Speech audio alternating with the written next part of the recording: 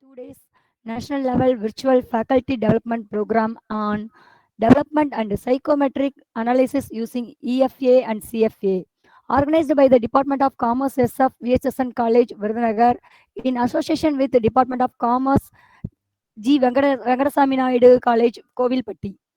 Now it's time for prayer. Prayer is talking to God. There is power in prayer. If we work, it's just work of human. But when we pray, God work for us. So the welcome address by our department head, Mr. S. Selvanathan sir, for welcome the gathering. Sir, please. Good evening to all. The Department of Commerce SF V.H.N.S.N.College Autonomous Virudhunagar and the Department of Commerce V.H.N.S.N. College Autonomous Kovilpatti are proud to host the 2-day national level virtual faculty development program on development and psychometric analysis using EFA and CFA. I deem it a great privilege in welcoming the gathering. I welcome our chief guest of this 2-day faculty development program, Dr. S. Saig Abdullah, Assistant Professor, PG and Research Department of Commerce, PMT College. Welcome you, sir, and kindly thank him for accepting our invitation. I welcome our esteemed principal, Dr. P. Sundarabandin, sir, for our 2-day national level virtual faculty development program on development and psychometric analysis using EFA and CFA. May I welcome Dr. Palanipan, sir, coordinator of self-finance programs. Next, I welcome Dr. N. Santi Maheshwari, principal in charge, V.H.N.S.N. College, Autonomous Kovilpatti. My thanks and welcome goes to our faculty members of our department and other staff members who took a great part in organizing the 2-day national level virtual faculty development program on development and psychometric analysis using EFA and CFA. Last but not the least, I welcome all the other participants for the FDP program. Thank you. Now I invite our respected principal, Captain Dr. P. Sundarabandin, sir, to deliver the presidential address. Sir, please. Good evening to all of you. I am really happy to take part in this wonderful virtual faculty development program. At the outset, I would like to appreciate the efforts taken by the Department of Commerce SF for organizing such a type of wonderful programs regularly. First of all, I would like to congratulate the head of the Department of Selvanathan. Recently has completed his YOC in PhD and now is Dr. Selvanathan. Congratulations, Dr. Selvanathan. Not only he benefited, he would like to give benefit to all the scholars, not only scholars, but also all the budding researchers, everyone. I'd like to thank the resource person Sekatullah for his acceptance to give a lecture on this psychometric test. And one thing usually I would like to say, tools, using tools is most important, especially while analyzing the data, it is the most important one. But before using or analyzing a particular data, one should clearly understand a particular tool, whether the particular tool is suitable for a particular hypothesis analysis or anything else. This will help them to understand in a better way to analyze a particular data. Otherwise, the scholars usually using even unnecessary tools or unrelated tools for something. This is not a proper way of research. So this type of faculty development programs will helps and enlighten the scholars to know when to use a particular tool and wonderfully understand the concept of a particular tool so that they can use that in their research. Once again, I appreciate the efforts taken by the Department of Commerce self-funded for organizing virtual faculty development programs for 2 days. And I wish the program a grand success, and I request all the scholars to attend it in a clear way, and you can raise questions so that you can understand the things in a better way.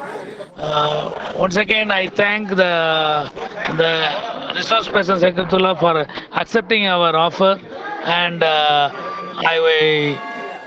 I appreciate all the faculty members, not only faculty members, all the participants for attending such a wonderful program. And I wish the program a grand success, and I am very happy to inaugurate this program. And I request the Department of Commerce self-funded to organize more number of programs for the benefit of the entire students and staff community. Thank you very much for the opportunity. My best wishes. Thank you, sir. Thank you, sir. Thank you, sir. Thank you very much. Next, I invite Dr. N.R.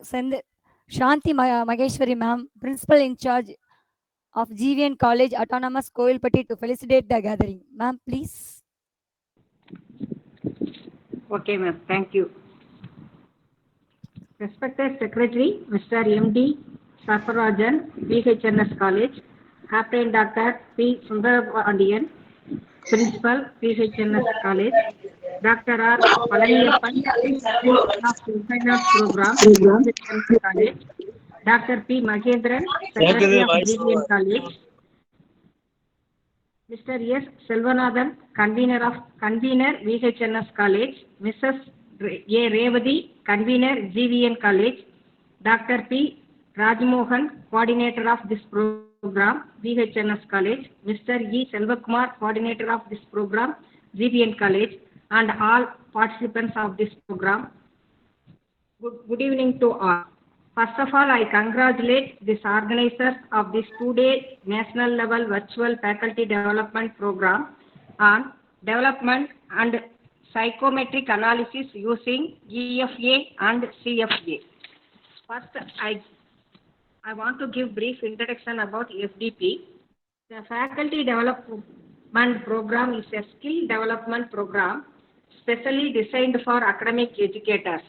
The faculty development program has been specially developed for the upgradation of skill, knowledge of the aspirants regarding technology, management, or any other area of specialization. Faculty development program focuses on area such and teaching skill development and research methodology and research skill development, perspective on management and area-wise specialization process, etc. The program is also known to be quite beneficial for those who want to go for a PhD or MPhil. This FDP focuses the psychometric analysis using EFA and CFA. The statistical techniques are clearly explained in this FDP. So the research scholars and faculties are advised to utilize this opportunity to develop their research knowledge using statistical technique. I felicitate all Commerce Department staff members in V.H.N.S. College and GVN College to get the great success through this program. Thank you. Thank you, ma'am. Next, Thank chief you. guest introduction by myself. Dr. S. Sheikh Abdullah is an assistant professor, PG and Research Department of Commerce, PMT College. He has on 8 years of research experience, 5 years of teaching experience in UG and PG classes. He is an approved guide of Manonmaniam Sundaram University. At present, he has 3 full-time scholars doing PhD and 2 scholars has been awarded and 1 scholar submitted PhD under his guidance. He has presented 21 papers and published 8 papers in UGC listed journals and published 24 papers in ISSN publications. He has jointly organized many programs at college level and also acted as resource person and delivered guest lectures on various topics in colleges.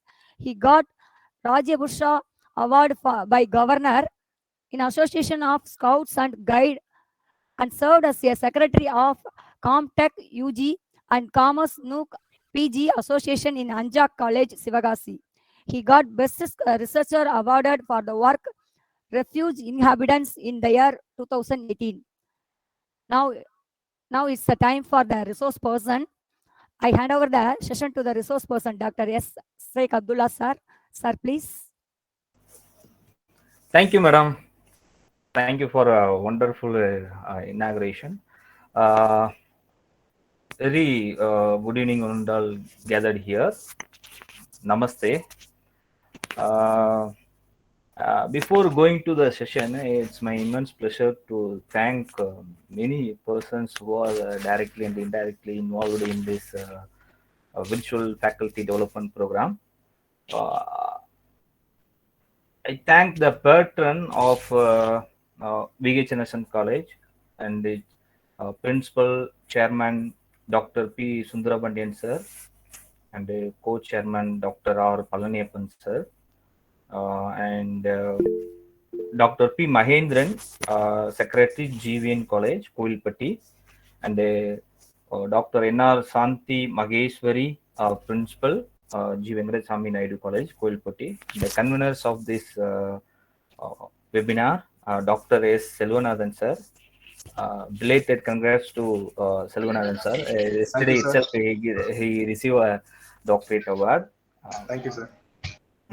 And Mrs. A. Revadi, Madam, Head and Assistant Professor of Commerce, G. Venkateswamy Naidu College, Kovilpatti, and coordinators of this program, Dr. P. Rajmohan, my friend, Assistant Professor, Mr. E. Selvakumar, Assistant Professor of Commerce, G. Venkateswamy Naidu College. If I forgot to mention the name of the people who are involved in this faculty development program, kindly forgive me. I thank all the peoples who are giving me an opportunity to engage the next 1.5 hour or one and a half hours engaged with you to discuss about the psychometric study, psychometric analysis using EFA and CFA, exploratory factor analysis, and the conformatory factor analysis. Before going to the session, I would like to share the experience which all I encountered in my guiding my scholars and the scholars who are taking assistance from me regarding data analysis, especially in scale development study. I am always interested in the area of scale development study. Customer relationship management is my research area. I done the PhD in the area of CRM. This is a broader concept. During my PhD, I done scale development study, but unknowingly, I don't know what about the scale development at that time. Even though many scholars across India, they does not know the exact framework we have to use for scale development study. Still, I am learning many things from the scale development study itself. So, in my PhD, I done research on customer relationship management. At the time, I pertaining the scale from like that. Many scholars what they have done in their PhD like that. I am not an exceptional case to do that. I just deriving the scale from the someone's work and take it that scale and submit it to my guide. He rectified that scale items and give it to me, and I rectify all those things in my work. That's all. Data collection was over, and after converting the data analysis part, interpretation, I submitted the thesis. The thesis awarded. Now in the year 2017, after that I getting guideship from my parent institution, parent university, Mananmani Sundarnath University. Now I am the approved guide in the Department of PG Commerce, Pasman Muthuramangi College, Mele Nilidanallur. From my scholar also here nowadays the scholars also not interested to learn so many things from their researching area like marketing, HRM, whatever it is that maybe the titles may be different, but they not interested to learn something from their work. They collect the review, they collect the scale from the existing work and adapt the same without any hesitation. They are utilizing it and complete their PhD. After rigorously forming the policy by University Grand Commission and university under their parent university, they are regulate the plagiarism policy, I mean publication policy. 2008, after the implementation of the publication ethics policy after 2018 levied by UGC, we now only we are sticking the regulations. That means for plagiarism purpose or whatever it is, we stick the regulations. from the while regulating these policy, the thing is that numerous research works were very efficient, because the rest of the scholars are not able to submit their PhD due to some publication of papers, the publication of papers, and at the while at the time of submission they are having to submit the thesis due to plagiarism policy and the publication issue and the personal and some issues related with the society. They are not going to they are not interested to submit their thesis. The long back ago, who registered in the year 2016 to 17, they are not able to submit their thesis due to some many reasons. I mentioned that reasons like publication policy like that. After implementing the publication ethics policy 2018, we have lot of clone journals in list A and list B. Domestic journal and journals from overseas. Scopus, Thomson Reuters, indexed journal, social science index, like that. Now the university again stick the regulations. The scholars they are not interested to publish their works in Scopus index, social science index. If you focusing on social science and indexed journal, they follow the rigorous procedures and formalities while at the time of submission, paper submission. After taking a 6 months time, your paper listed, your paper send it for peer review. After the review process was over, it will take around 1 or 2 months to complete the review process. After the review process, they will send the recommendation to change change or alteration or reject your manuscript. If you focusing on original, not a clone journal, original Scopus or a social science index journal. I am also one of the reviewer of indexed journal. It is based on United States of America, Macrothink Institute journal. Especially business management strategy, I was a reviewer in the particular journal. I had two papers for review. In a year, I will get around 10 to 12 papers. I don't know exact number of the journals which was sent to checking the review process. I forget that numbers. Okay, anyhow, the 50% of the work was rejected by myself itself in the particular journal, because each and every statistical calculations are made up by the research scholar regarding they are manipulating the values. It is in a naked eye, it replicates me. Whenever I going to review the paper from the introduction part to conclusion part, I focus only on the statistics part, because I am little bit interested. I am not an expert in the area of statistics. I am little bit interested in the area of statistics. So that's why I am focusing on the statistical part, analysis part. I am focusing on the table. What type of methodology, what type of tool they are applying for their research, whether the particular analysis cope with their objectives. I am checking these things in the particular paper. If I fulfill that, definitely I will go get it for accepting the manuscript. Immediately I am sending the mail to the publisher regarding I am going to accept this paper. Some paper may be brainstorming. That means secondary data based journal papers. I am not hatted of secondary data, but my interest is focusing on scale development, marketing, and HRM related papers. If the papers tuned by that self, I immediately accept it. Last month itself, one paper rejected by myself regarding the manipulation aspect. The researcher knowingly and unknowingly, they are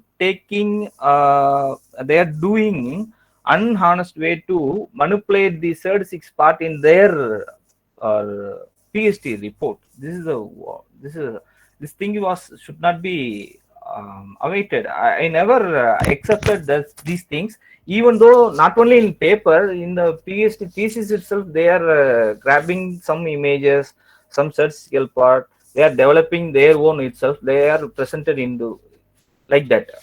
So in this juncture, this faculty development program and psychometric analysis using EFA to CFA. So I'm immediately accept the invitation from my friend Dr. P. Rajmohan regarding organization of this workshop. Okay, before going to before going to the present, no, I would like to take the PowerPoint slide or take a minute. May I present now, sir? Dear host. Yes, sir. May I not visible, sir. Okay.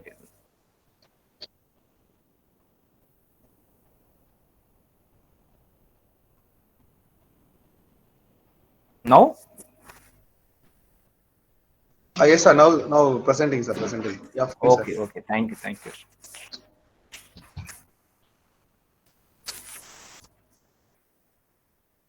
So the main objectives of the present webinar is tuned by 4 aspects: provide outline of factor analysis. All of us, we have very much knowledge about the term factor analysis. The second objective of this present webinar is to equip the audience to distinguish the EFA from CFA. Still the EFA from CFA, which one is best, EFA or CFA?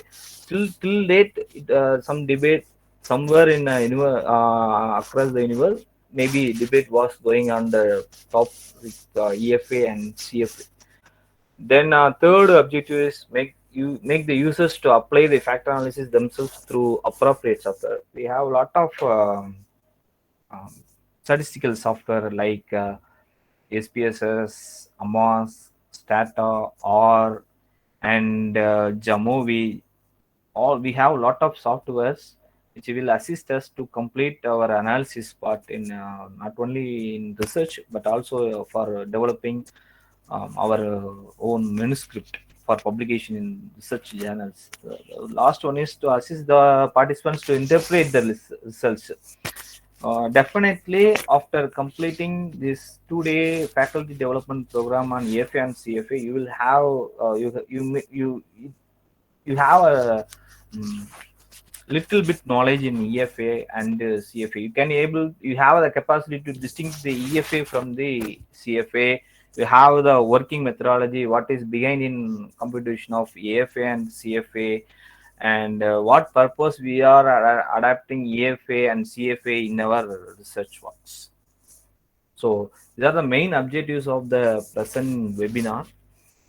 This is the first day. In the first day, we only going to see the EFA, exploratory factor analysis, commonly known as factor analysis, but we never tuned the term exploratory factor analysis. Okay. During the time of distinction between EFA CFA, I will explain you what is the difference exists in EFA and CFA. Okay. So before the session, you have to write these questions. Don't write this question at the time of question session. This is a question I will put into our discussion after completing this webinar. What is factor analysis? Why factor analysis? Is it essential to apply factor analysis in research? Unknowingly, the many researchers applying factor analysis without knowing its application. This is the fact. Even though many adjudicator for evaluating the PhD thesis, they are asking the first question is what purpose you are applying factor analysis. Someone may not interested in factor analysis, but the particular candidate guide approach the candidate to do the factor analysis. There is no place for applying factor analysis in the particular student's questionnaire, but he run the factor analysis and report it. Reporting is never help us to present our Viva OC examination very efficient. So So you never focusing on increase the paper. I mean, increase the reports in your thesis. You focus on application based, inferential based, and making suggestions on the basis of findings. Through the basis we get it findings. Through the findings we get it appropriate tools. For appropriate tools you have to focus what is what about the particular analysis. Without knowing that, you should not apply factor analysis. EFA and CFA is totally waste.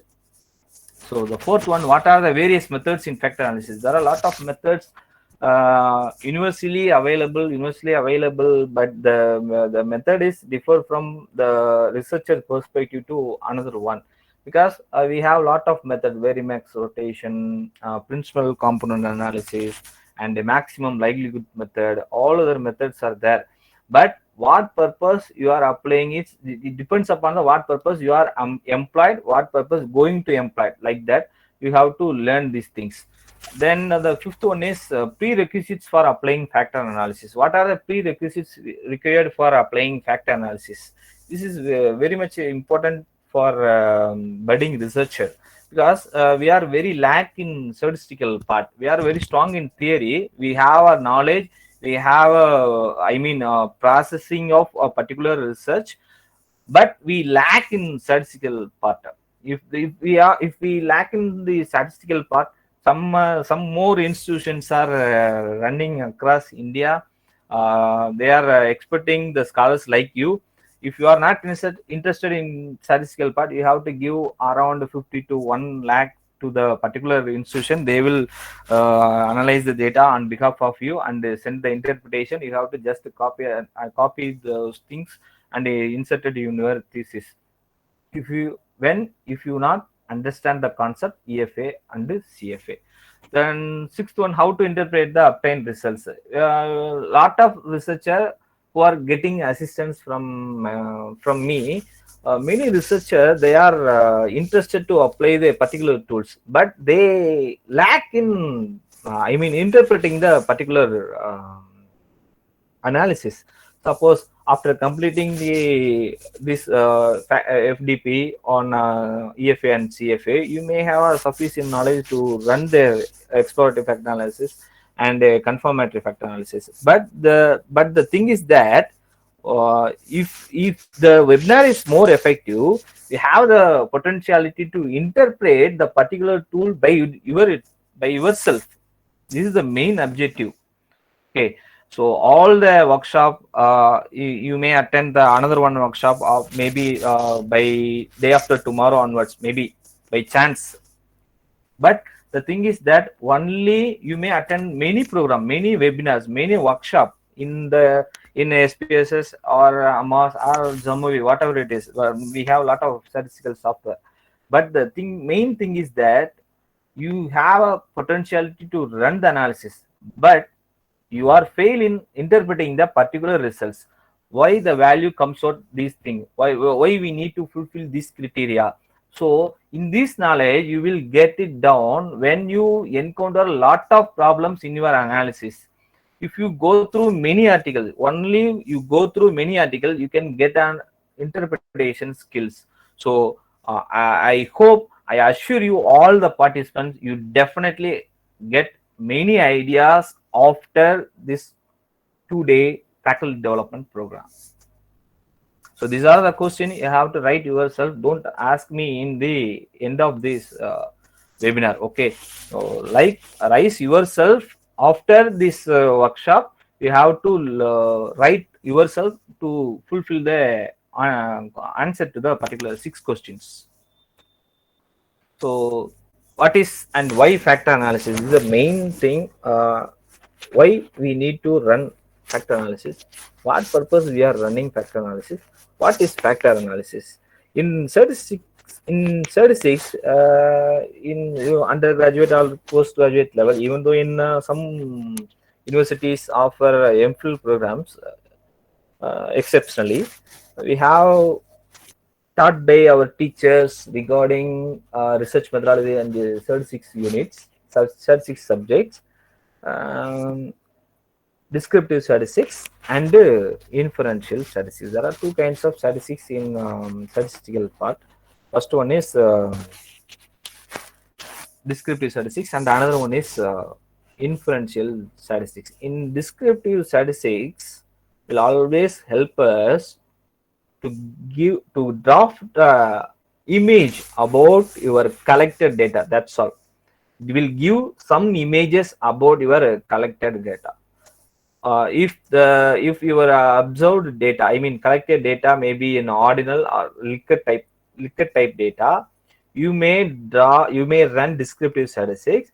From the descriptive statistics itself, you will obtain some images regarding the aspects like mean, standard deviation, and variance, skewness, kurtosis, and the standard error, like that. You get the results from the descriptive statistics enough. In inferential statistics, it will give, if we apply the inferential statistics, we get some inferential assertions, like suppose I am interested to know the relationship of x and y. Both x and y are collected by nominal data. At that time we use chi-square test. So inferential statistics further classified according to on the basis of its theory. I mean probability theory and non-probability theory. If we follow the our data fulfill some requirements, that time we use the probability theory. I mean probability statistics, not random. Random statistics, non-random statistics, like parametric and non-parametric. Similar names are tackled to that things. Parametric statistics, non-parametric statistics, and probability statistics, non-probability statistics.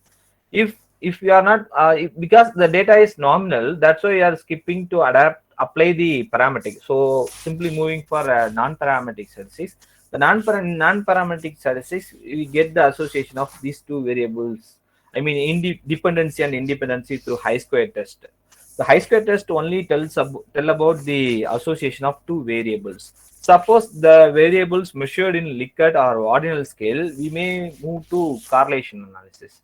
Correlation tell about the relationship of the relationship between the x and y variable. So these type of tools are statistical tools are giving some inference regarding the particular objectives. Okay, so on the same head, multivariate statistical analysis are there, are readily available to give a better solution to the our research hypothesis.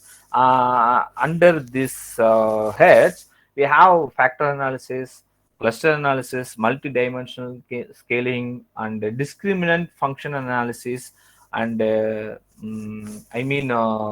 Cox regression, multiple regression. Like that, we have a lot of multivariate MANOVA, MANCOVA. Like that, we have multivariate data analysis tools to answer to our research problems. We are seeking that assistance only from the statistical tools. We cannot able to mention it. There is a strong relationship between the variable without seeing in a naked eye view. So we need some assistance from the statistics, but we should not always depend on the statistics. Without statistics, many PhD theses were awarded only doing percentage analysis. With the percentage analysis, they are interpreted the things very efficient manner. Even it also awarded that on the same side, some researchers are interested to apply all those statistical tools like parametric to non-parametric and multivariate.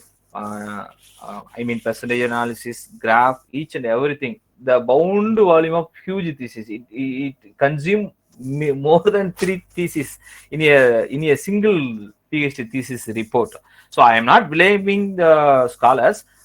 I am just intimate that these things are there to before applying whatever the tools, whether parametric and non-parametric, which is required. You may move it to statistical part, or otherwise leave it. The free percentage analysis enough to complete your PhD work.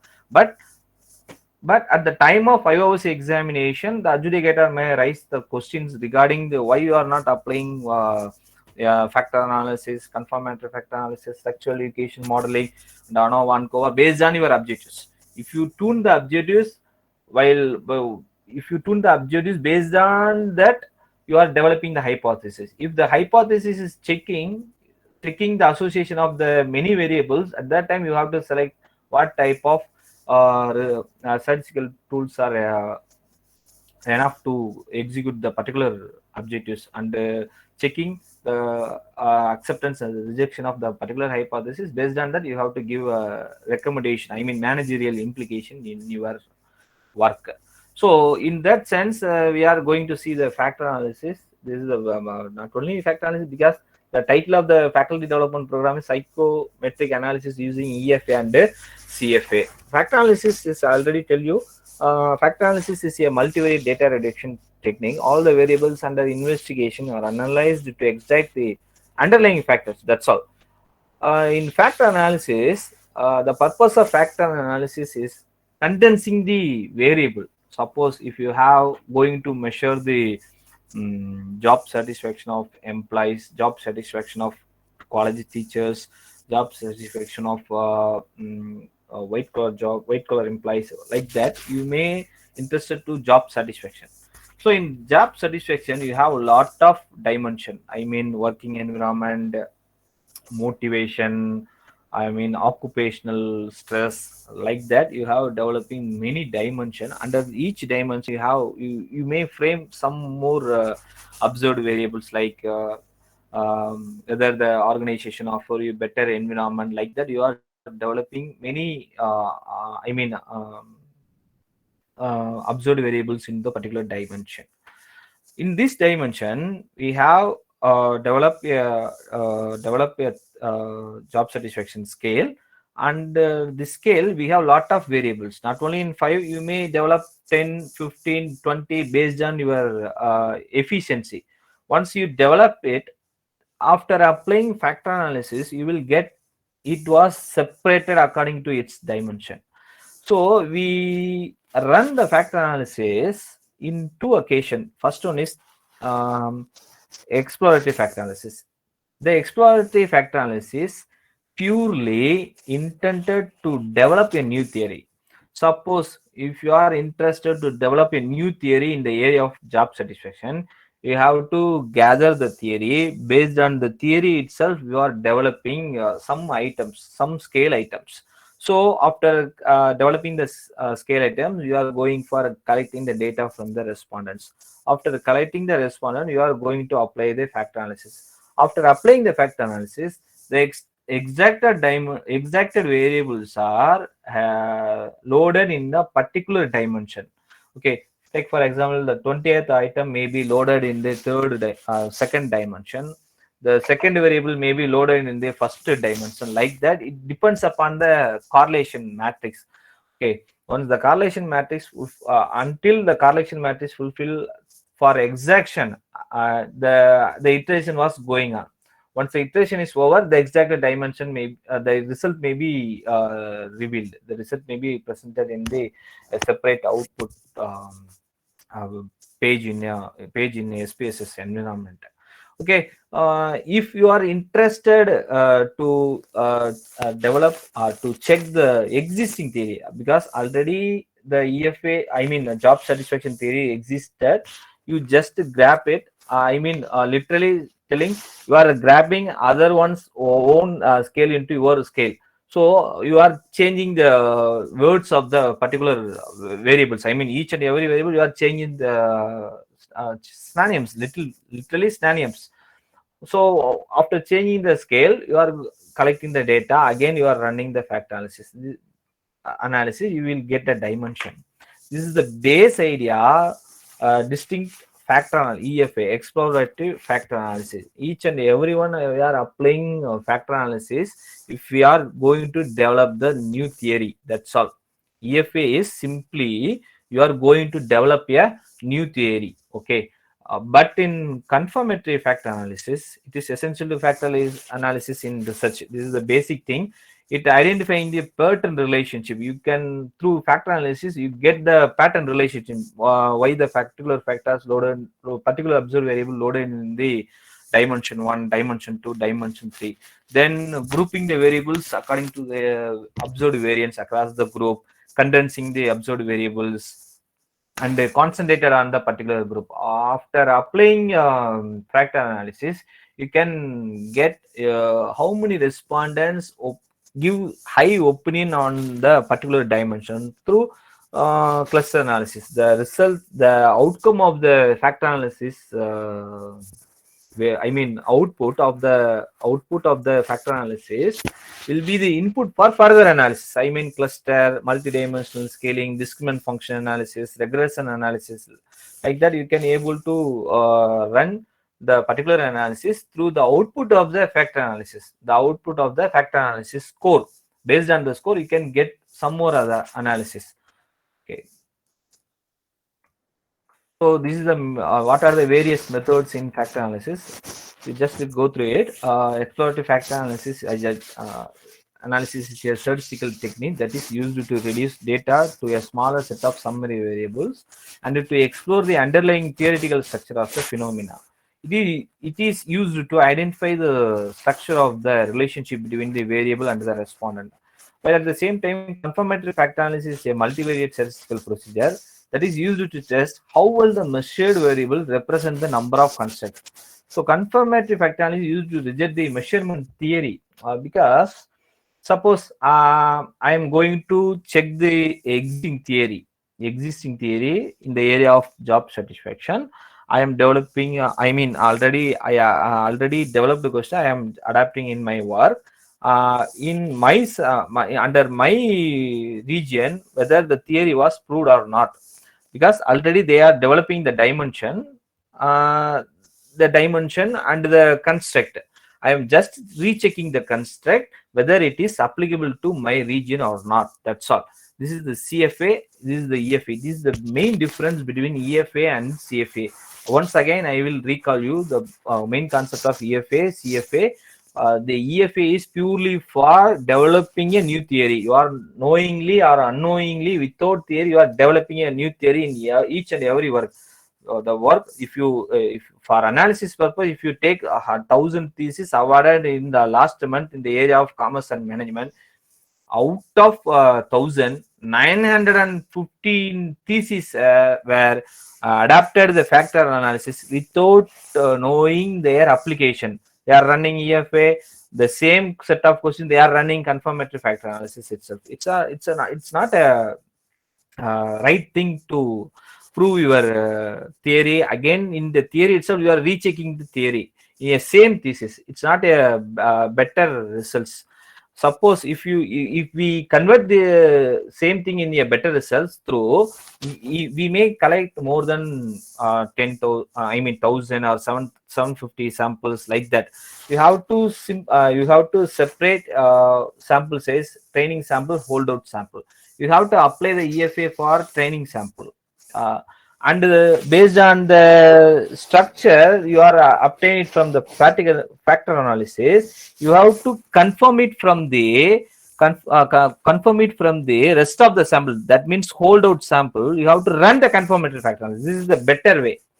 Many academicians and scholars from the statistics, they are approaching this concept EFA in CFA in both not in both data set. It was same data set, but they are equipping the sample by holdout sample and training sample method. Okay, so confirmatory factor analysis, rechecking the theory in the particular area. You may develop a particular theory in maybe 5 decades of 1 decade ago. You have to reconfirm it. You may reconfirm it the same theory through confirmatory factor analysis. You never run the exploratory factor analysis for the same thing. Okay, so once you develop a theory, exploratory factor analysis for your study, you may recheck the same theory after some more years. 1 or 2 years after completing your PhD thesis. After that, you may check that theory efficiency, reliability aspect. This is the main thing. Difference exists between exploratory factor analysis and confirmatory factor analysis. So, what are the prerequisites required for applying factor analysis? If we run previous factor analysis, not only factor analysis, inferential and multivariate statistical assistance for our research work. If the particular thing is precious, we have to fulfill some requirements.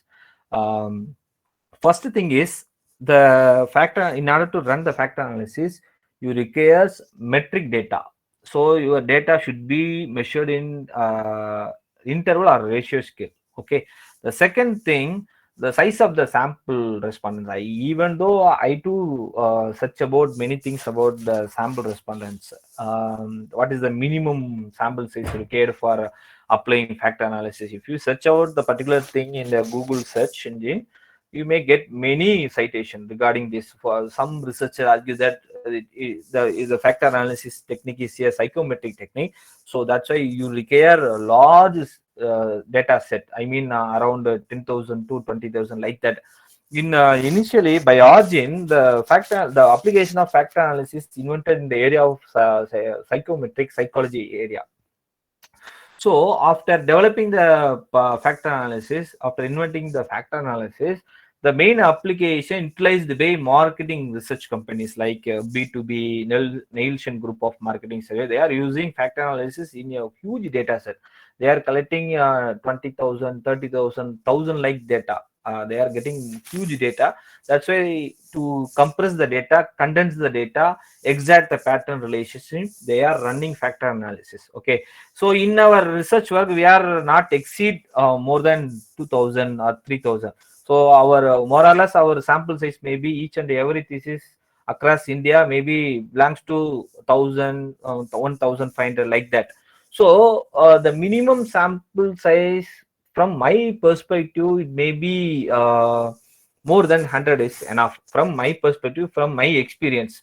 But the many researchers, 50% of the population, they argue that 4 or 5 times more than the number of variables. I mean, suppose I have 10 variables, so my sample size should be 10 into 5. So I need to collect 50, more than 50 respondents to run the factor analysis. You don't need to increase the sample size for the intention to apply the factor analysis. Go with your appropriate sample size. Each and everyone has larger population. So marketing area, let me take a marketing or HRM, or maybe some more areas belongs to commerce and economics and management. Our population size is more than 1 lakh. If your population exceeds 1 lakh, as per Glendy Israel, the famous author Glendy Israel argued that if your population exceeds 1 lakh, that time 380, I mean 400 samples are enough. Without any hesitation, you may collect the I mean sample size. Okay, so 400 samples are enough to do every PhD research work. So from the perspective itself, we get more than 5 times the variable should be, the sample should be more than 5 times than the particular statements. Okay, so the third thing is the correlation should be highly correlated. It should not be less than 0.3 positive and negative way. It should not be least correlated. Okay, then fourth criteria is we have to fulfill the some more statistics. I mean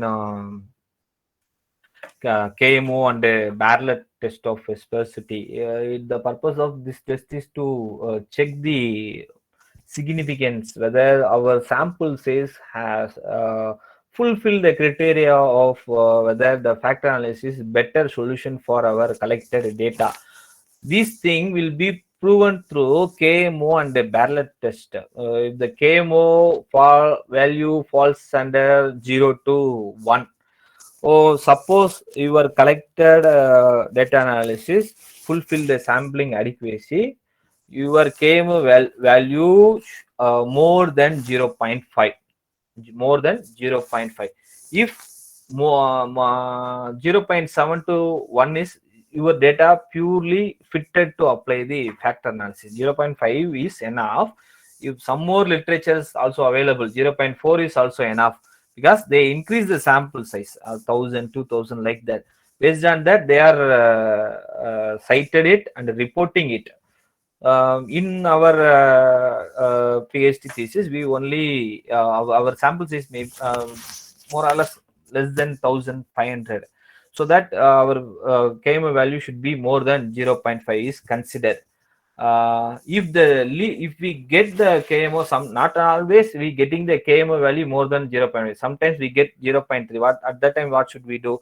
We need to leave the particular running the particular analysis. Okay, so if the values less than 0.5, it reveals what?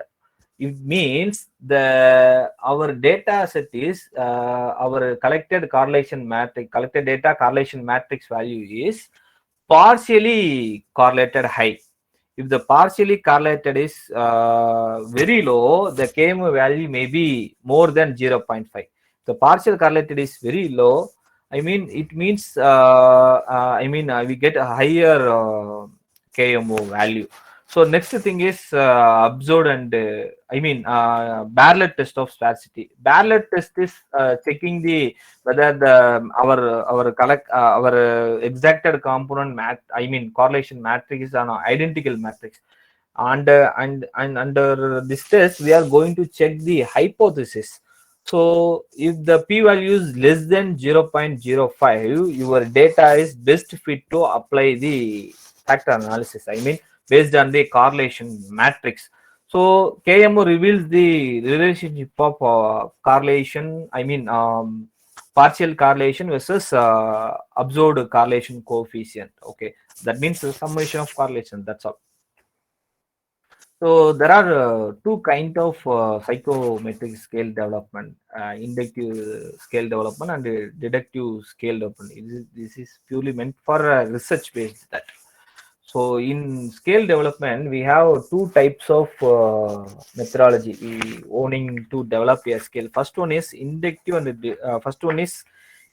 scaling, derived from opinions gathered from subject expert. Suppose you are interested to develop a new theory. After go through the theories existed in your area, you are developing the particular set of questions, and the question send it for checking the phase and the content validity of the particular instrument. Okay, so inductive research is purely for developing a new scale, while deductive approach is literally exacting someone's scale and utilizing into your own work. Okay, that's all. This is deductive method. Some researcher may interested to apply both methodology in the same way, in the combination of inductive and deductive method. Some theory parts may be extracted from previous work. Some theories may be developed by my own itself to conjoin that particular thing and prove the hypothesis rejected and accepted. Okay, in inductive scaling, we need to get phase and content validity from the subject expert. Okay, subject expert means your guide and the persons familiar with the particular area. Suppose I am interested to develop a scale for a CRM. I am inviting the bank manager and the CRM officers and experts from the area of CRM, and jointly they are evaluating the particular question is going to evaluate the particular thing or not. That's all. They are put the tick mark whether it is essential or not. That's all.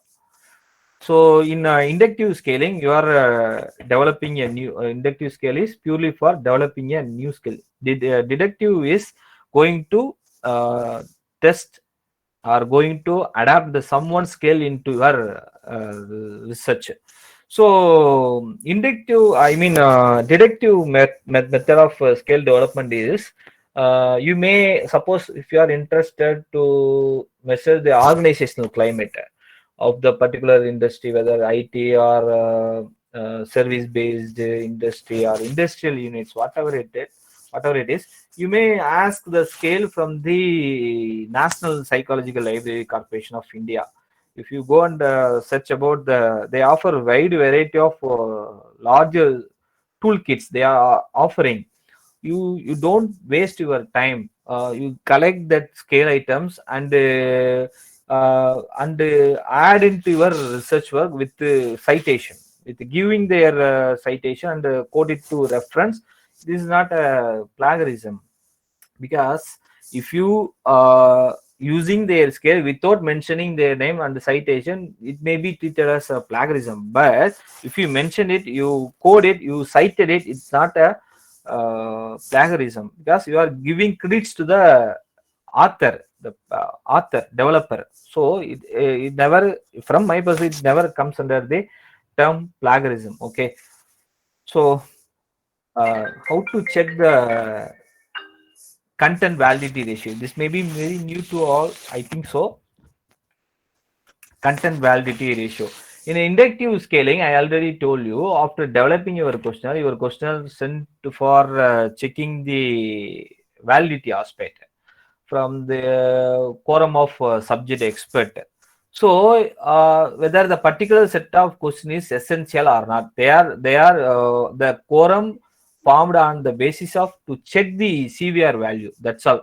Whether the particular variable is, excuse me, particular variable is required in your analysis or not. That's all.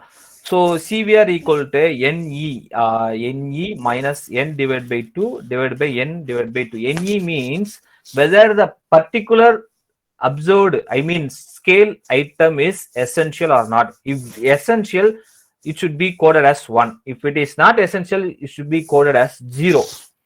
So N divided by 2 means N is number of experts in the quorum. Suppose I am going to evaluate the item measurement with the quorum consisting of 5 panels. That means 5 divided by 2. N divided by 2. 5 divided by 2. That means 2.5. Okay, 2.5. So if the CVR value close to -1, which means the particular item is not essential.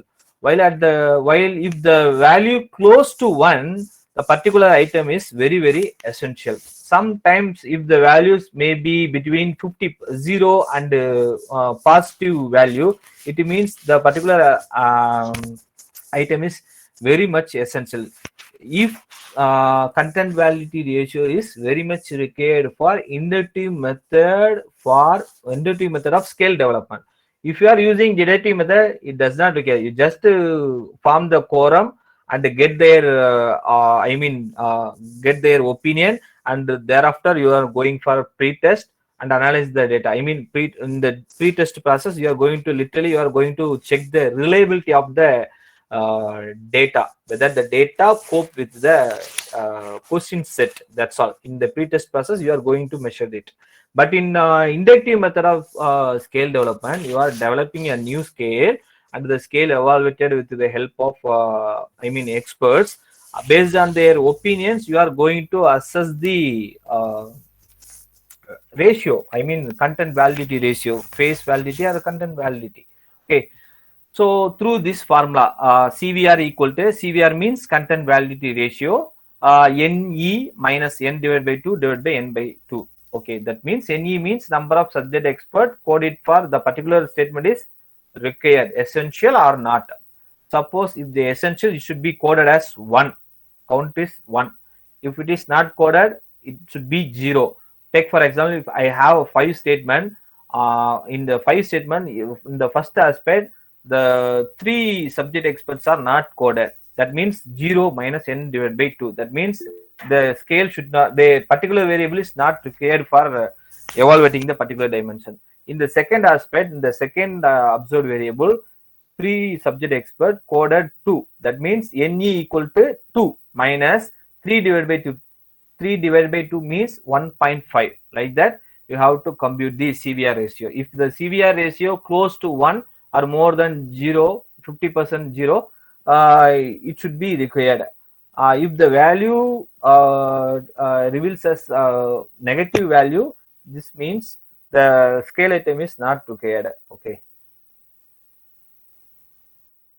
This is the way to evaluate the CVR, content validity ratio. So we have 5 scale items, and the item is essential and the item is not essential. If we give it to the marking paper to the submission before the quorum to evaluate the its CVR value. Okay, this is the way to check the CVR. Okay, once it prepare, after that we have to submit this thing and compute the CVR value. Okay.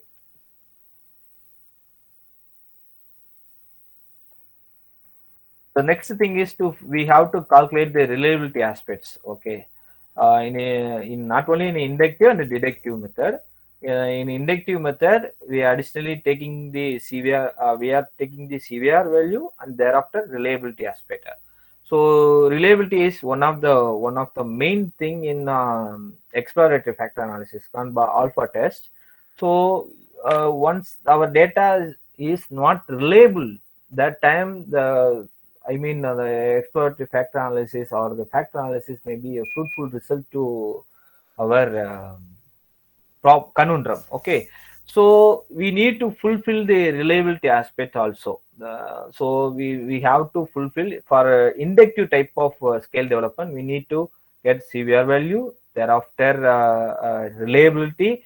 Thereafter, we are going to apply the factor analysis. Okay, let me move to SPSS environment for practical exposure in encountering the issues which is related with factor analysis. Okay, let I close the PowerPoint.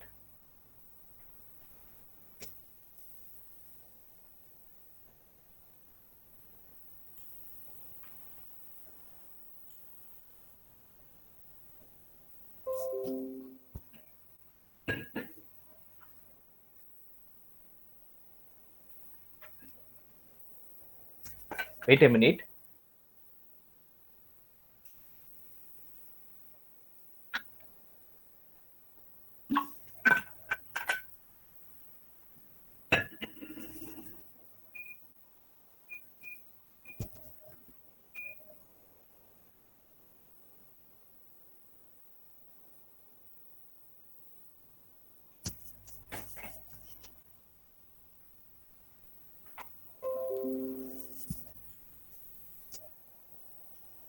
It will take time because I have a lot of files database.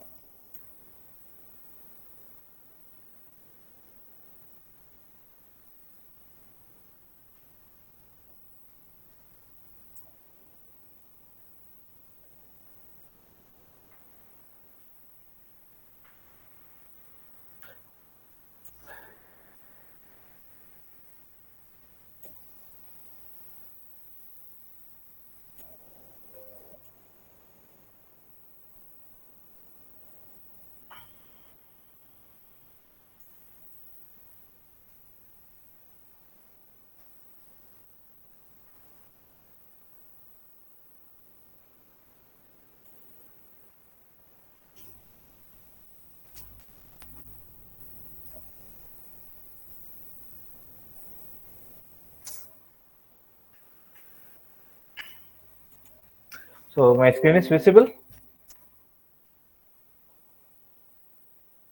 Anyone? My screen is visible. Yes. Okay.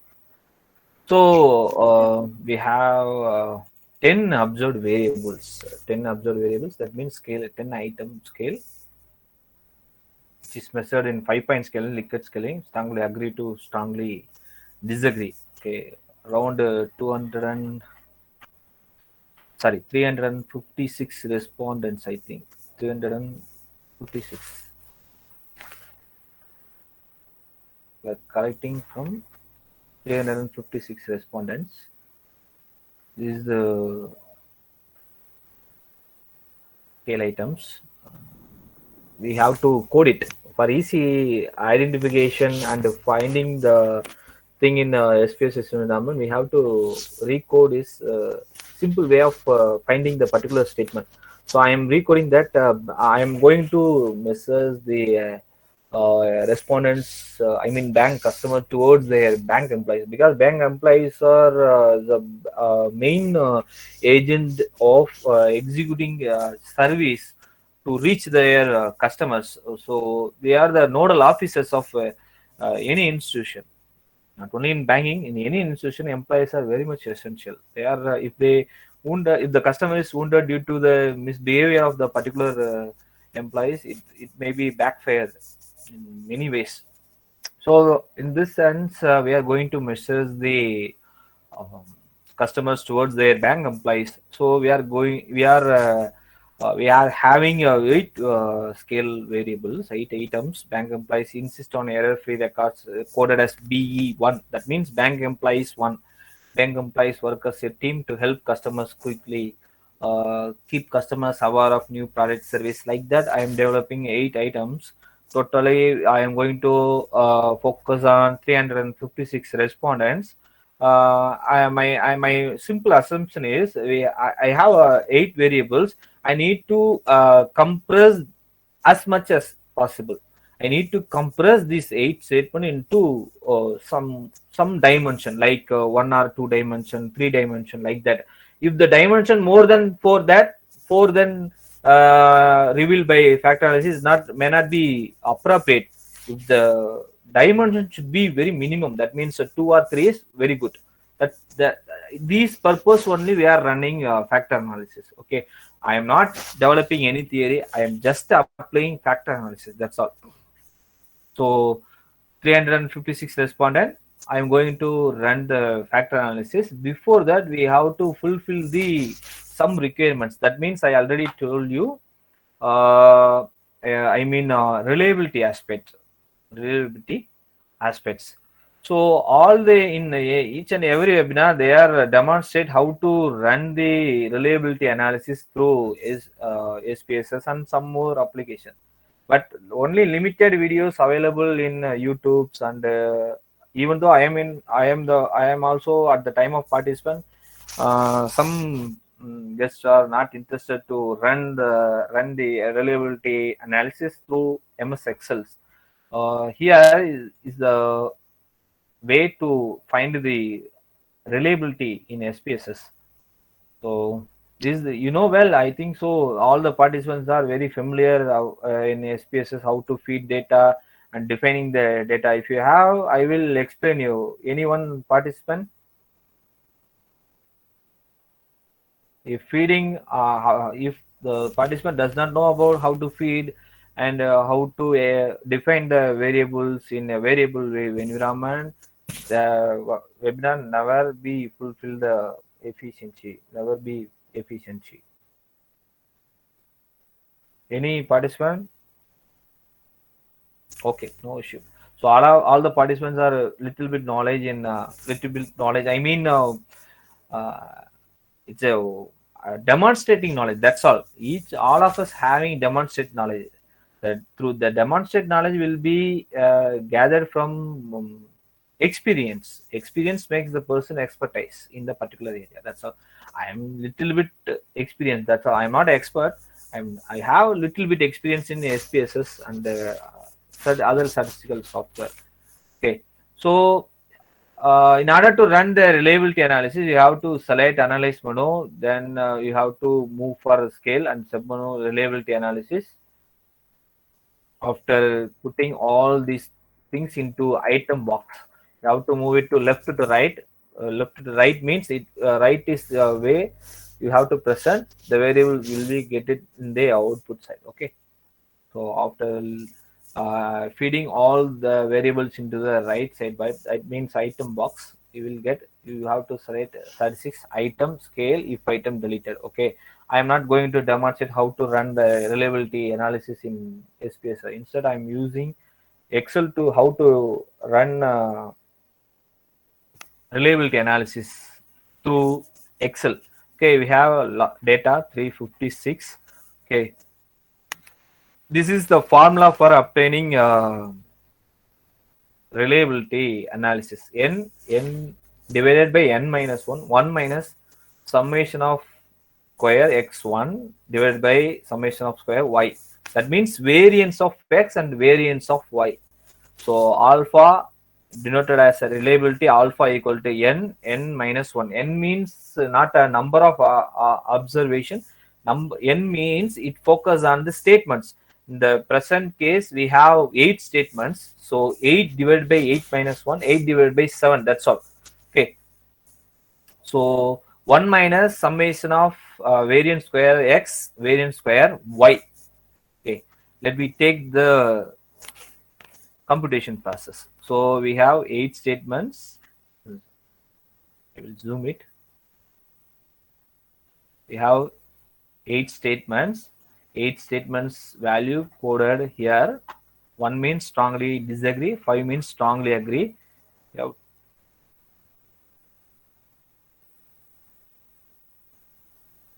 We have around 356 respondents. 353 respondents. You have to compute the item variance. First, you have to compute the item variance. In order to get the item variance, you have to run equal to var.p variance. So B22 data ends itself with B357. B357. Enter it. 166,786. After computing variance for the first statement, you have to drag and drop up to the statement 8. I mean I coded as I. Okay. After reaching that, you will get the values 1.667806, 1.963325, 2.136315. Like that, you will get that. The first thing is summation value. We need a summation value. So again, I am going to summate the values of variance of items. So around 11.14207 variance of SX. Okay. After computing the item variance, you have to compute the individual score to the particulars, all those statements. I mean, you have to summate equal to sum S1 to S81. Then close it, press it. So get all those scores. Summation. Sum all the individual scores. 356. After computing the summation, you need to run variance for all those items. So variance equal to var.p equal to J22 J2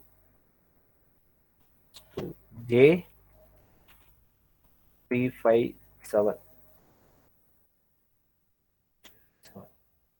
Close it.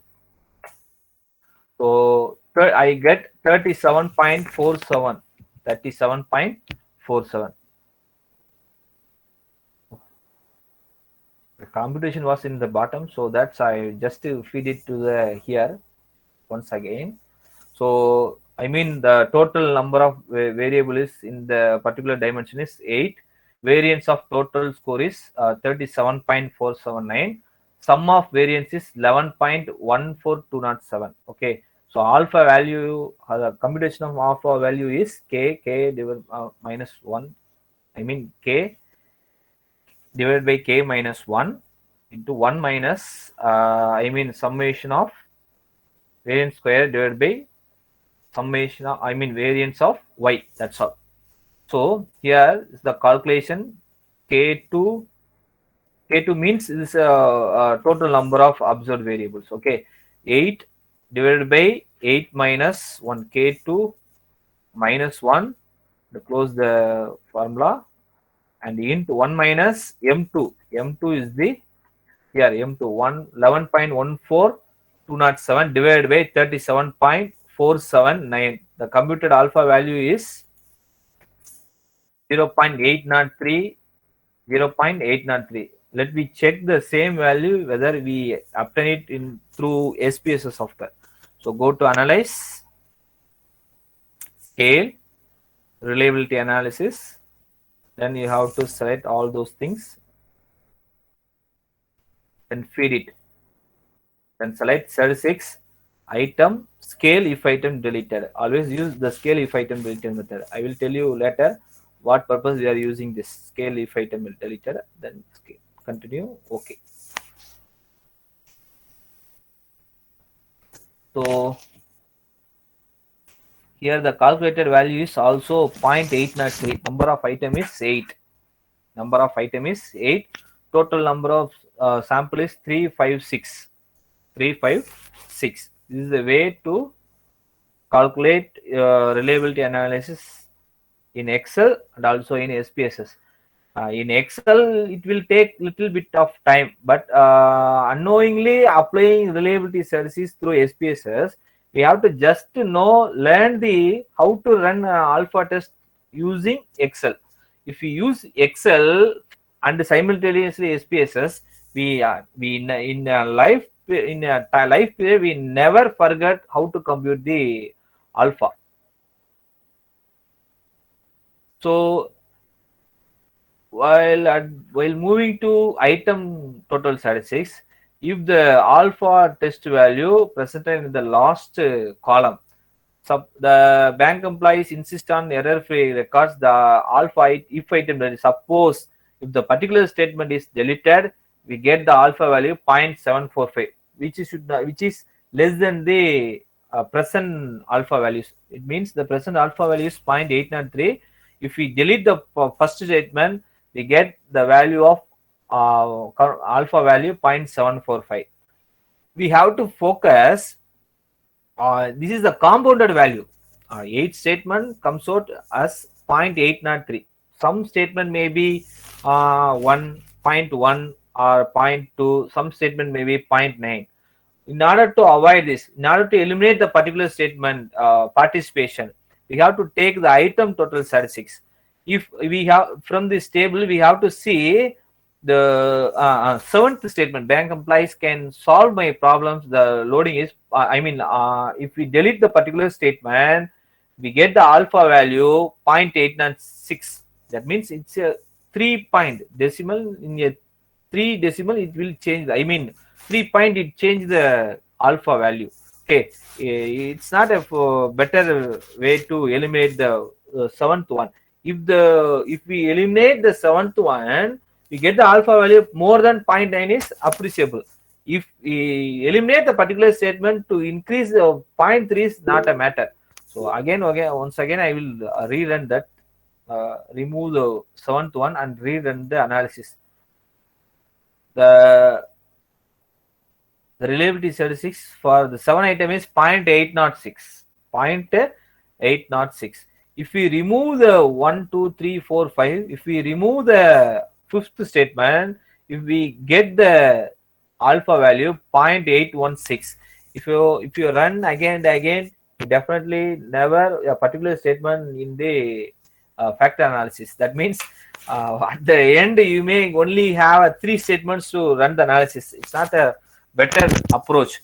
Suppose if you use this approach, when at the time of you having smaller alpha value, that means 0.6, at that time you have to recall it item total statistics.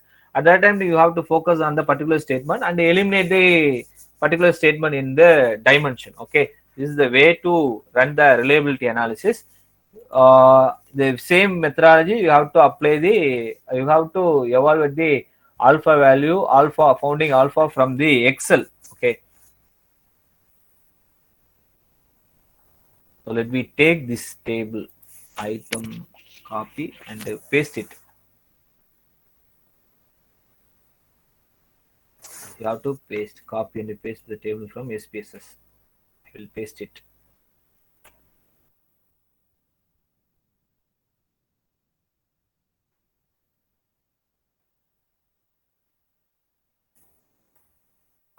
Window.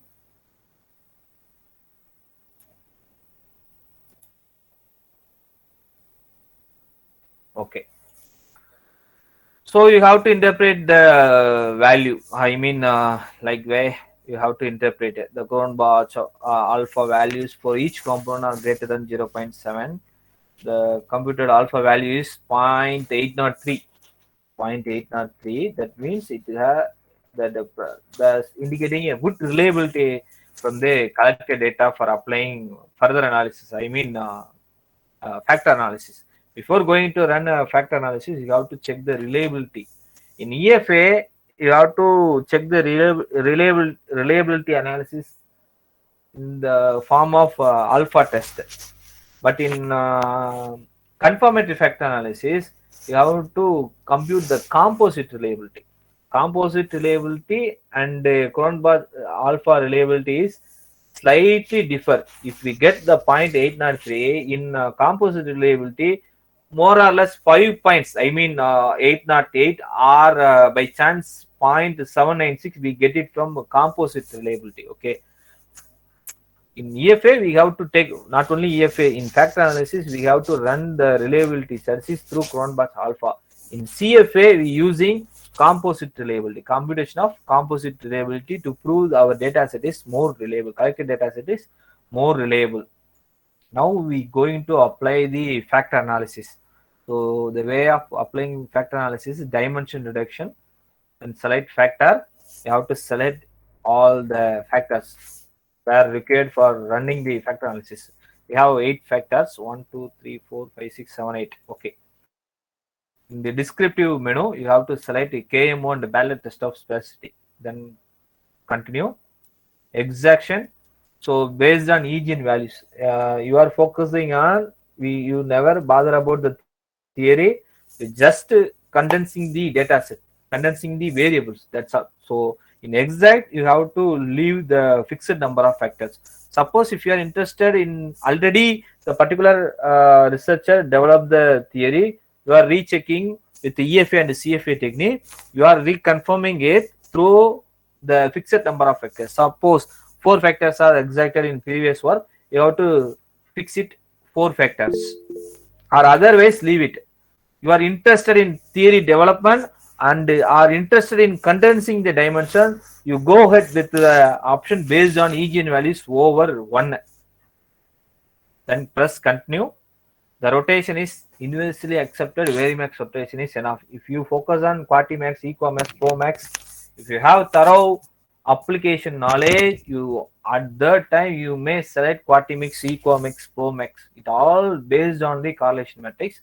So in universally accepted in social science research, Varimax rotation is better. Okay. So leave out all these methods. You just select Varimax, then continue. Scores. If you need further, if you going for further analysis, you may select save as variables. Under the save as variable, there are a lot of methods are there. Regression, Bartlett and Anderson-Rubin method. Suppose you are taking this fact analysis score to running the again regression analysis, the term itself is make us confusion, because the method stores regression, then regression stored values should not be taken it for regression analysis. So that if you are taking except regression analysis, you may select the method regression. Suppose you are applying further analysis with regression, you have to select Anderson-Rubin method. Okay. Now I am not going to run the regression analysis. That's why I am storing the factor score as a regression method. Okay. Then save as variable. I already take the variable factor score, so I am skipping this option, using this option. So next factor analysis option. Under this dimension, under this menu, you have to do 2 things. The coefficient display format. You always each and every researcher always focus on 2 or 3 tables in factor analysis. First one is KMO and ballot. It is prerequisites. Just leave it. It is prerequisites. Second one is they are interested in commonalities table, and some more researcher are interested in variance explain table, and the most of the researcher focus on rotation sum of squared um, rotation sum of squared table. So in the rotation sum of squared, we need values with descending to ascending order, sorted by size, sorted by its size. It is very easy to interpret the particular dimension interpretation. It will assist us to interpretation process. That's why you are always using sorted by size, sorted by size. Suppose the first state, the third statement is loaded in the first dimension, but it never replicate in the other dimension. But it never replicate it, but never it represent the values in the second and third dimension.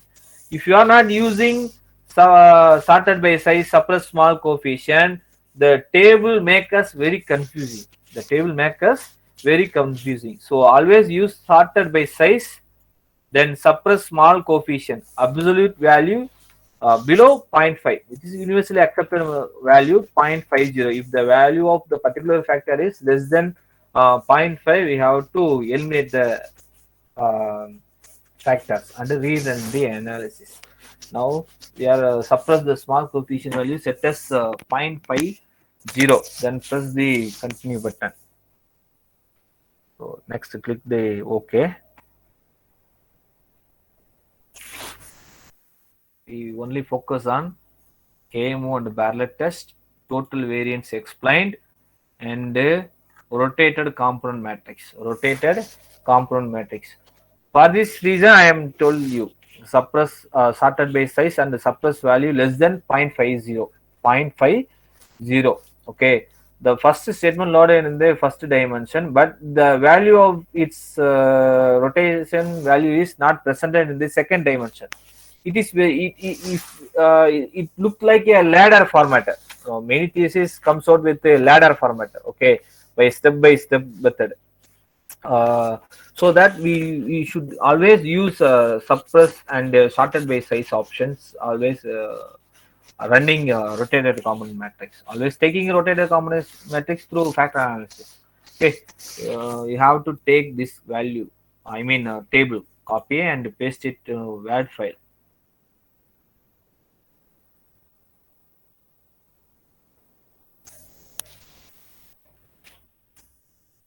The auto fit to window. Auto fit to window is a predefined format for every sequence of research. Here in the present case, we have KMO value more than 0.816. That means the partial correlation is very least. Correlation coefficient is very high, 0.816, and the Bartlett test of sparsity value, p value is significant value is 0.000. That means we need to accept the hypothesis. The matrix is an identical matrix. Okay. Suppose I don't have that much of, sufficient KMO value. I just copy the KMO and Bartlett test table from previously submitted thesis. I copied it and pasted it. Look like, take for example, it look like,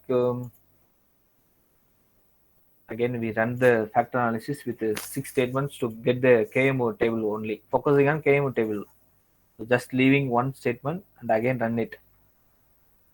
Here in the present case, copy and paste it down.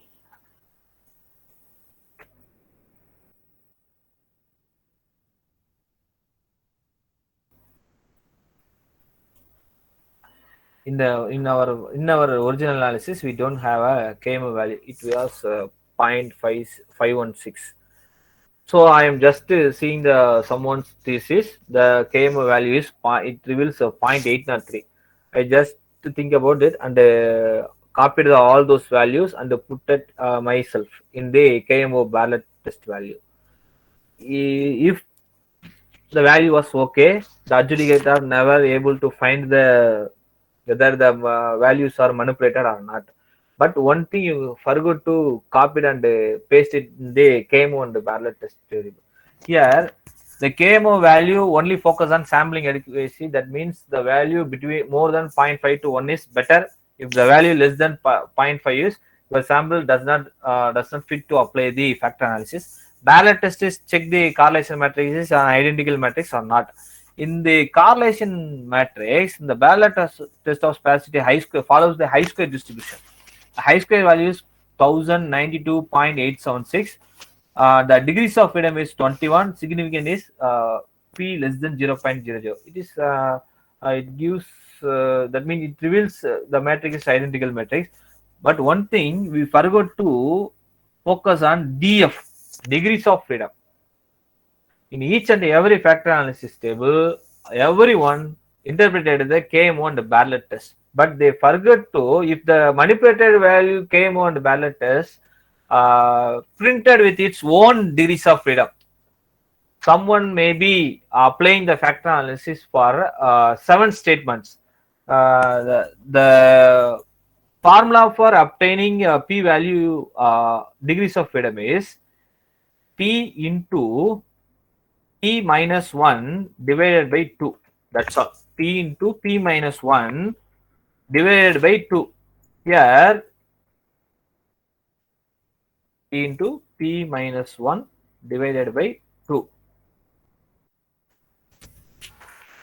Here, in the present case, the particular table is get grabbed from someone's work, but we are running the analysis for 8 statements. How to get this degrees of freedom?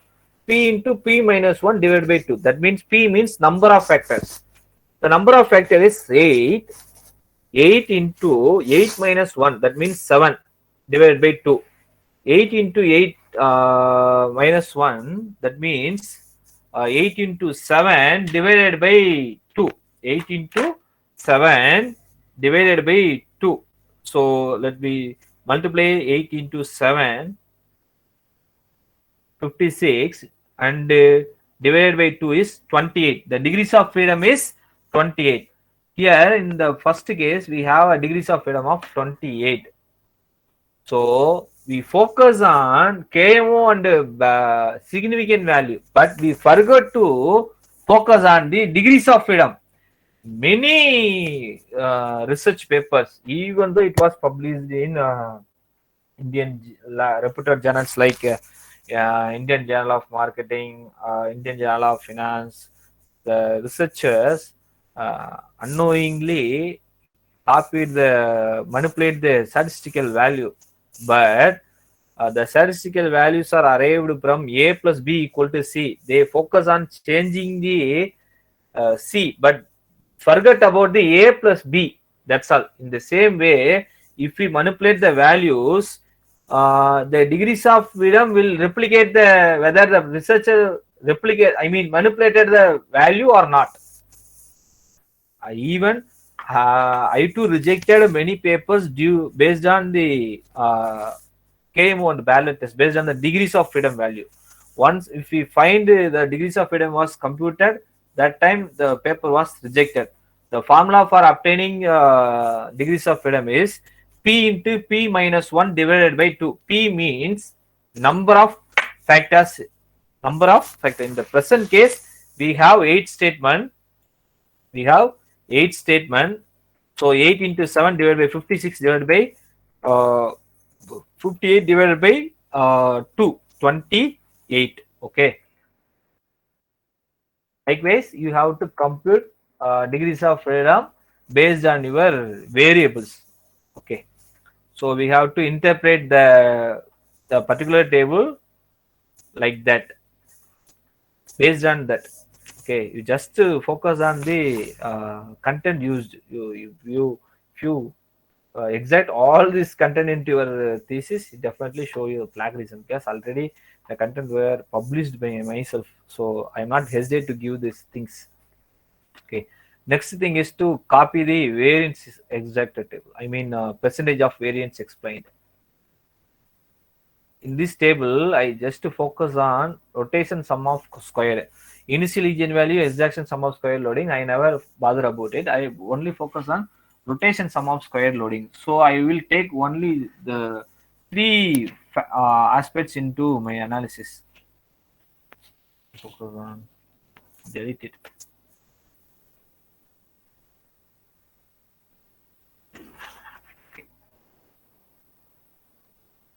Copy and paste it here.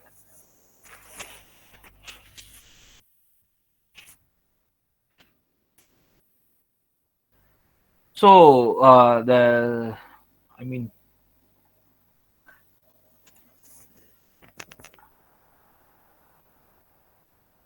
this table, I wrongly copied the existing table. I mean, the factor analysis is done with 7 statements.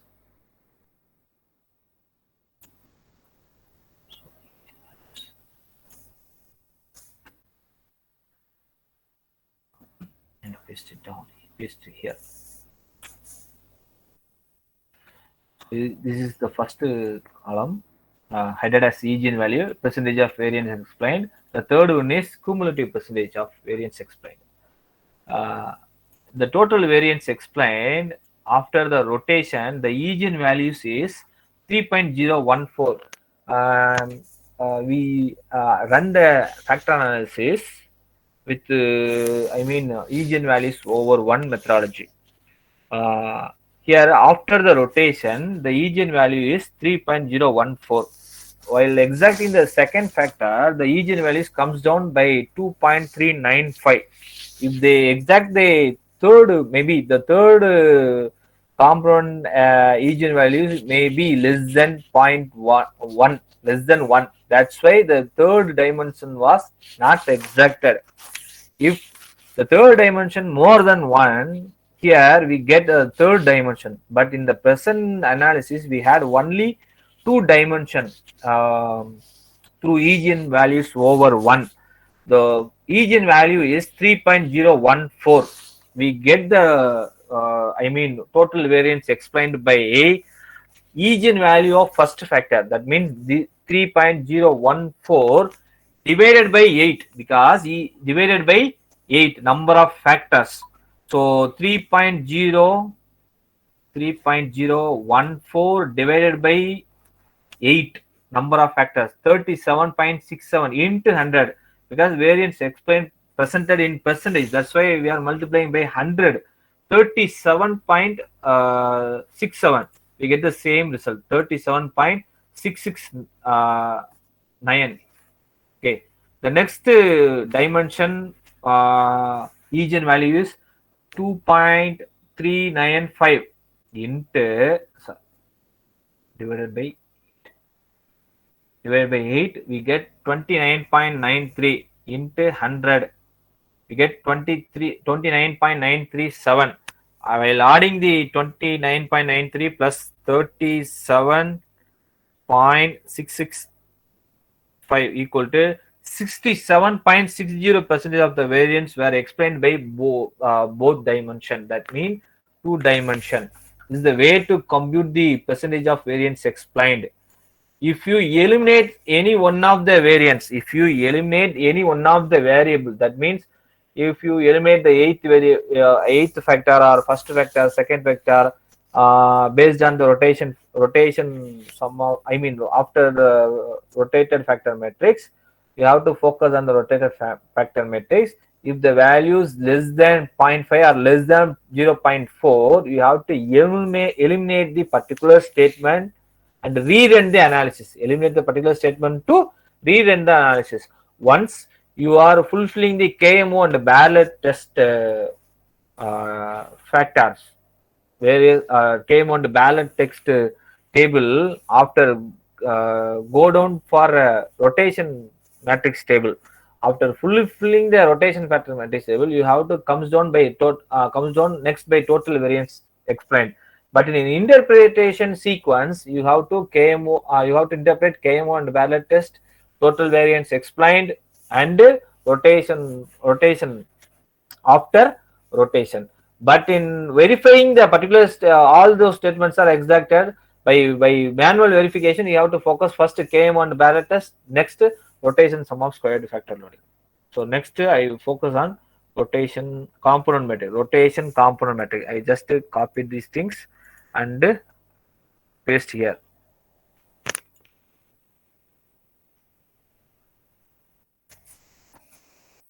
Fit to window.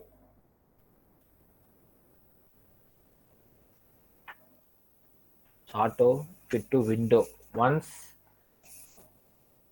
the copying and pasting was over, you have to interpret it. In the first component, out of 8 factors, 4 factors are exacted, named as bank employees as a team. They help customers quickly. The factor loading is 0.887. Like that, you have to interpret all those items rotated in the first factor matrix. I mean first dimension. And after completing the first dimension, you focus on the second dimension. I mean bank employees are always considered the customers. Like that, you have to interpret it. So if you focus on applying factor analysis, the report may be around 5 to 7 pages, because what purpose you are running factor analysis for the particular statements. You have to given the proper explanation regarding this. Thereafter, you have to present its descriptive statistics.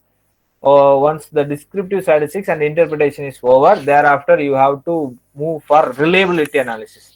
Once the reliability analysis and its interpretation is over, then go for factor analysis. In factor analysis, you have to present KMO and ballot test table. Then, and the next one is variance explained by the dimension. The third one is rotated component matrix. Thereafter, you have to separately give explanation for the first dimension. We have to name it the first dimension. There is no art for naming the dimension, but it is the researcher's duty to give a appropriate name for the each and every dimension exacted from factor analysis. Okay, because you know why the particular items are developed by yourself, and you know why the particular dimensions loaded in the particular factor. You have to, you as a researcher, you know thorough knowledge about all those items. So you have to name it and present in individual table. Thereafter in a consolidated table. Okay, that is in a consolidated table. Once the factor analysis was over, suppose the factor analysis just give a little bit picture about the contention of factors. Out of 8 factors, we have 8 dimension.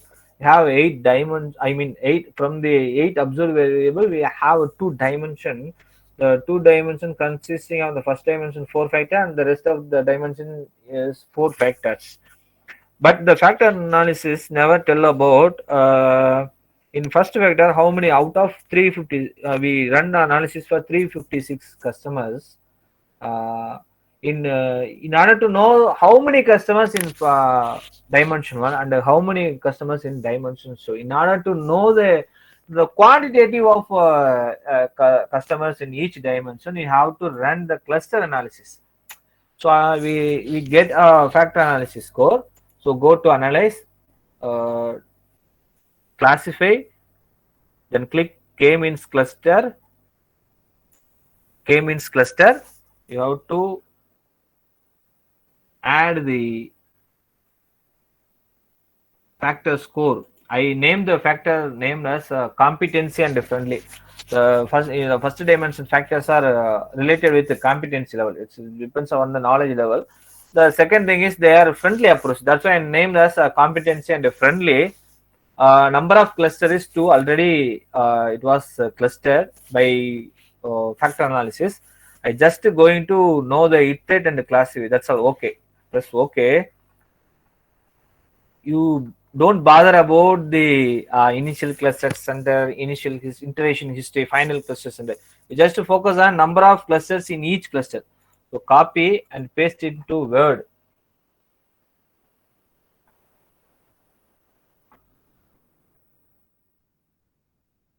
So in the cluster 1, that means in factor 1, in fact, in the dimension 1, the dimension headed as competency, there are, based on the employee's knowledge, the customer give high opinion regarding this. 235 respondents fall under the dimension 1. That means they give priority for dimension 1. The rest of the customers, I mean 121 respondents are falls to dimension 2. That means the friendly approacher attracted the rest of the customers. So we get this value as 1 and 2. That means 1 means that the respondent belongs to first dimension. 2 means the particular respondent belongs to second dimension. Go to the data view. If you see the first respondents predicted cluster membership is 1. That means they are preferring dimension 1. The second respondents give priority for they fall under the dimension 2. Like that, you can differentiate the customer according to factor analysis and the output of the cluster analysis. Okay. After that, you may apply some high square non-parametric test statistics because these variables are nominal cases. After selecting the cluster membership, it will be stored as a nominal. Okay, nominal. It is default. It was stored in a nominal basis. Okay. So further, you may apply for non-parametric test statistics like that. Okay, you can get some more in-depth evaluation of the particular items into checking your hypothesis whether it is accepted or not. What like going to analyze in-depth analysis like child analysis, chi-square arithmetic interaction and deduction. It's like a tree and parent and child node like that. It automatically detect the particular variable has a relationship or not. You can prove it from child analysis, CHAID, child analysis. So this is the best way to present factor analysis. Once again, I recall all those things.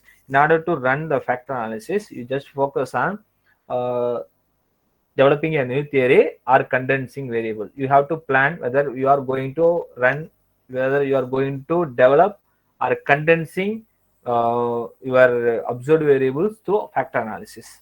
Okay. Once if you are planned to develop or develop whether either any one, thereafter you are going to run the descriptive statistics, and after fulfilling the descriptive statistics, you have to run reliability analysis. After fulfilling these two criteria, you have to move for factor analysis. You don't forget to run KMO and parallel test and Varimax rotation, and then Eigen values over 1. Then the next option is save as variables. The next is sorted by size and suppress values less than 0.5. You have to activate all these options in factor analysis mode.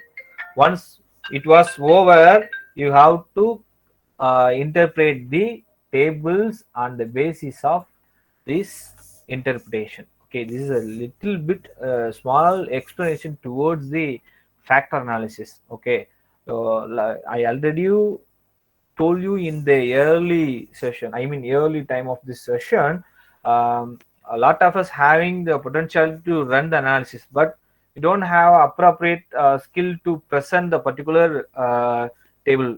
Suppose we need to fulfill the criteria. Some university they fix the minimum number of pages. if we run EFA, CFA, but we never fulfill that requirement, that time we have to enlarge the interpretation through these tables like KMO, total variance explained, commonalities, scree plot, like that. You have to interpret factor analysis. Interpretation is around 10 to 15 pages. Okay, it depends. It always in your hands, not in the someone's. I mean, not in course writers, not in the hands of course writer and some other institution and some other group. They are those who are expecting huge sum of money from you regarding done all analysis in spite of you. Okay, this is a small interpretation regarding. Once the first session is over, I will send you the data set of the today. Today analysis. Today session exploratory factor analysis Excel file, SPSS file, and interpretation, and some more articles which is related to the aspects of factor analysis. Okay, I will send you by end of this session. Okay, don't bother about it. It's easy thing to apply each and every analysis, not only in exploratory factor analysis, confirmatory factor analysis. It's a very easy thing. Okay, don't bother about it. Don't seek for someone's assistance for your analysis. Okay, thank you. Let me see you by tomorrow. Confirmatory factor analysis. If you have any clarification, factor analysis computation process, if you have, ask me.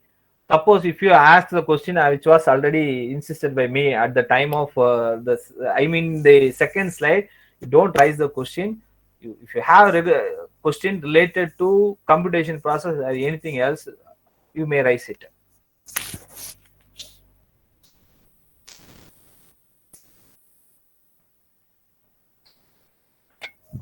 Sorry. Excuse me, sir. Yes.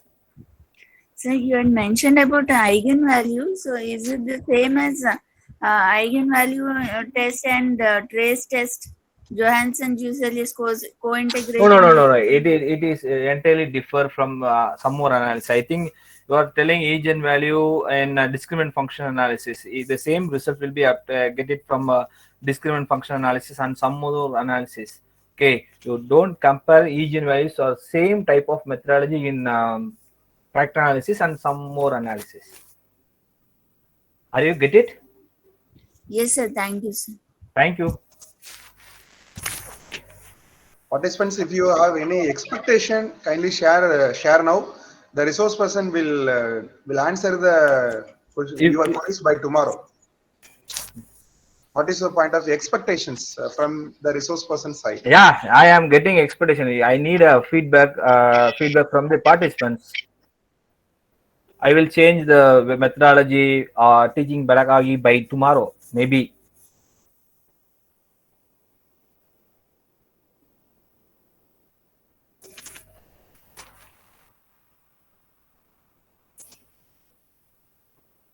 I think all the participants are muted.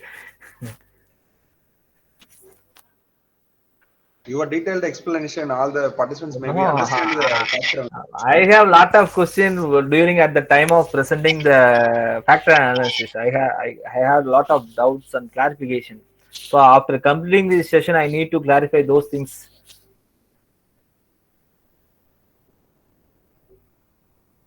Participants, any queries? If you are hesitate to raise the question, you just type and send back the chat box. The chat box, you may type it. I will read out your chat box and explain you. Or you may give a feedback regarding the first session. Excuse me, sir. Yes. So you had mentioned that Bartlett's test of sphericity with respect to identical matrix or not.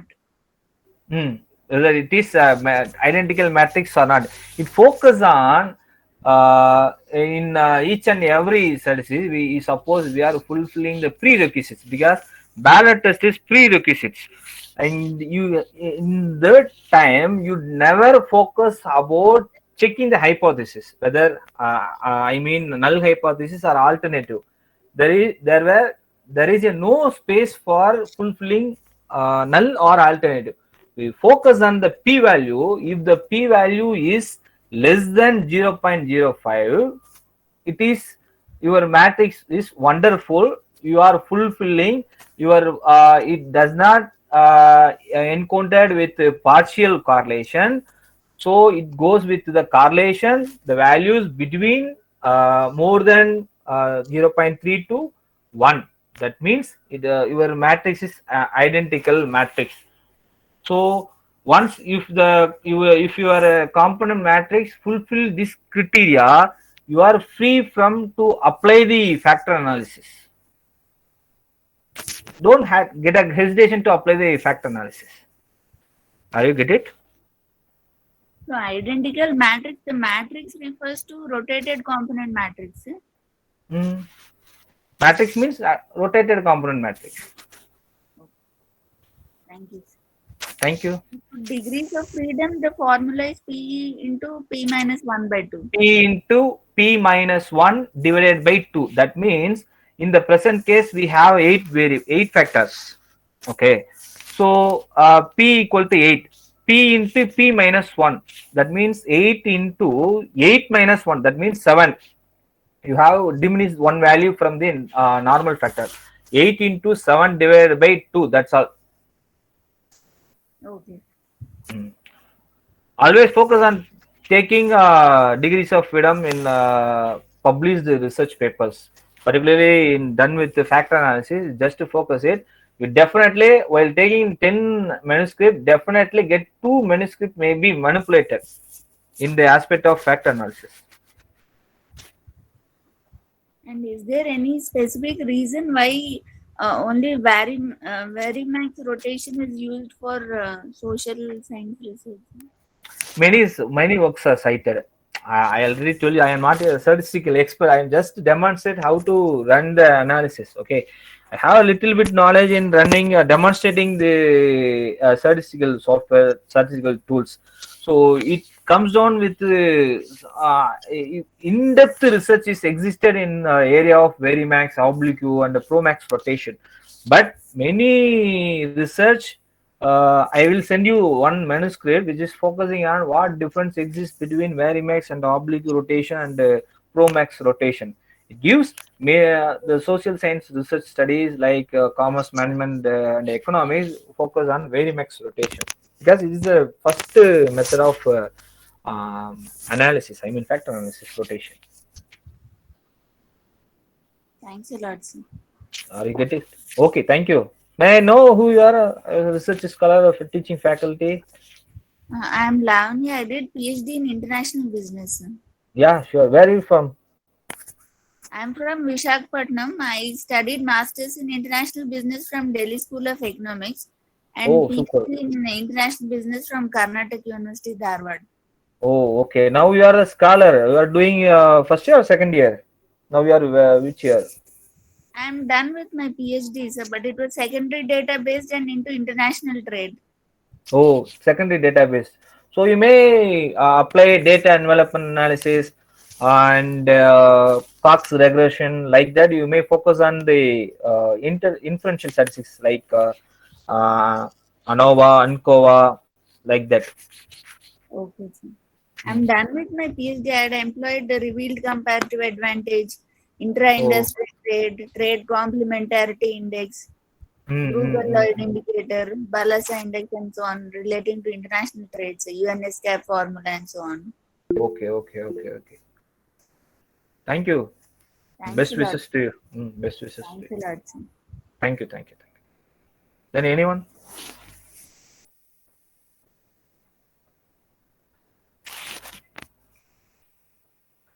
Excuse me.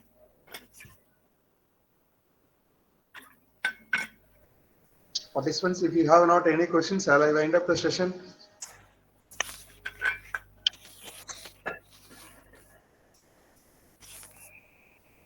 Okay. So let me conclude the session, sir. I thanks for your wonderful presentation, detailed presentation regarding the factor analysis. because more than 2 hours you have spent the time to deliver your extraordinary content. We are very happy to listen the particular concept, sir. Thank Tomorrow you, also sir. Thank you. same thing also. Okay, sir. Thank you, sir. We conclude the session. Okay. Thank you. Participants, if you have any queries, kindly post in the WhatsApp group. And the resource person also available in this group. After the webinar, after this program, we will send the YouTube link as well as a PowerPoint to our WhatsApp. Okay. Thank you, sir. Thank you.